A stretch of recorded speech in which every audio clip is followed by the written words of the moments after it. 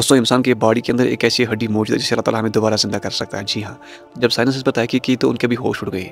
Science कहता है कि इंसान की मौत चाहे किसी भी तरह हो, लेकिन इंसान के अंदर एक ऐसी हड्डी मौजूद है जो ना किसी आग से जल सकती है और ना ही किसी बम ब्लास्ट से ख़त्म हो सकती है और ना ही लाखों साल करोड़ों साल ज़मीन के अंदर गल सकती है। जी हाँ दोस्तों, लेकिन अब सवाल ये कि वो हड्डी कौन सी है जो हड्डी हमें मरने के बाद भी ख़त्म नहीं हो जाएगी, जो हड्डी हमारी किसी भी ना आग से ना किसी न आग से न किसी भी शय से ख़त्म हो सकती है। आखिर ये हड्डी कौन सी हड्डी है? आइए हम हदीस से पूछते हैं। फरमान मुस्तफ़ा सल्लल्लाहु अलैहि वसल्लम, सही मुस्लिम का हदीस है कि इब्ने आदम के जिस्म के हर हिस्से को ज़मीन खा सकती है सिवाय पूंछ की हड्डी यानी टेल बोन। टेल बोन प्यारे नबी सल्लल्लाहु अलैहि वसल्लम का फरमान है कि ये हड्डी ऐसी है, फरमाया कि अल्लाह ताला ने इब्ने आदम की तख्लीक इसी से शुरू की और इसी से फिर से अल्लाह ताला हमें ज़िंदा करेगा। इस हड्डी को ज़मीन कभी नहीं खा सकती है। तब भी आप देखिए कितना भी पुराना कब्रिस्तान हो, लेकिन वहाँ पर कुछ ना कुछ हड्डी के आसार मिल सकते हैं, मिल जाएंगे आपको, क्योंकि कुछ ऐसे हिस्से होते हैं जिनको ज़मीन कभी नहीं खा सकती। लेकिन कुछ ऐसे मोमिन भी होते हैं हदीस के मुताबिक, कुरान के मुताबिक, कि उनके जिस्म को ज़मीन टच ही नहीं करती है, कुछ खा ही नहीं सकती, चाहे कितने सालों ज़मीन के अंदर रहे। लेकिन मैं यहाँ बात करना चाहता हूँ कि इस हड्डी के बारे में, जिस हड्डी की तहकीक अभी साइंस ने की है, यही बात जो है हदीस में मिलता है फरमान मुस्तफ़ा सल्लल्लाहु अलैहि वसल्लम। न उस वक़्त कोई साइंस था, न उस वक़्त कोई टेक्नोलॉजी थी, न कुछ भी नहीं था।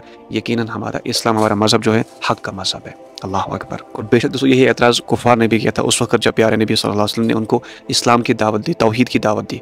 तो उन्होंने क्या कहा कि कैसे हमें अल्लाह ताला दोबारा ज़िंदा करेगा। जब प्यारे नबी सल्लल्लाहु अलैहि वसल्लम ने इनको कहा कि आपको मरना है, आपको मरने के बाद फिर से उठा लिया जाएगा, आपको मरने के बाद हिसाब देना है, उन्होंने उसका मजाक बनाया। कुफ़ार ने इस वक्त उसका मजाक बनाया, जैसे आज भी कुछ लोग इस मरने के बाद उठने का मजाक बनाते हैं। कैसे हमें अल्लाह ताला फिर से ज़िंदा कर सकता है, कैसे हम मतलब न जाने कहाँ होंगे, हम जड़ बड़े हमारी हड्डियाँ कहाँ होंगी, लेकिन कैसे हमें अल्लाह दोबारा ज़िंदा कर सकता है।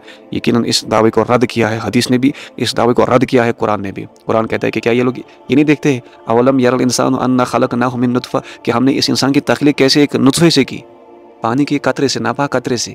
जब उस अल्लाह ने एक इंसान की तख्लीक उस पानी के एक नापाक कतरे से की है, शुरुआत उससे की है, प्रोसेस उससे की है, तो उस अल्लाह के लिए क्या बईद है फिर वो आपको मरने के बाद जिंदा कर सकता है? कुछ बईद नहीं। यकीनन अल्लाह ताला इन्नल्लाह अला कुल्लि शैइन क़दीर, बेशक वो रब, हमें हम मुसलमानों को इस पर ईमान है। तब तक वो मुसलमान है ही नहीं जब तक इस बात को ईमान ना लाए, यकीन ना रखे कि मुझे मरने के बाद फिर से उठना है, मुझे मरने के बाद फिर जिंदा होना, अल्लाह ताला मुझे मरने के बाद फिर से ज़िंदा करेगा यौमुल क़ियामा, क़यामत के दिन, और मुझे हिसाब देना अल्लाह की बारगाह में अपनी करतूतों का जो मैंने किया होगा। यकीन हम मुसलमानों को ईमान होना चाहिए। लेकिन मैं बात करता हूँ यहाँ पर कि साइंस ने आज तक की, लेकिन प्यारे नबी सल्लल्लाहु अलैहि वसल्लम ने कभी हदीस में फरमाया कि इंसान के अंदर एक ऐसी हड्डी मौजूद है जिस हड्डी के ज़रिए से इंसान को फिर से ज़िंदा किया जाएगा। अल्लाह अकबर।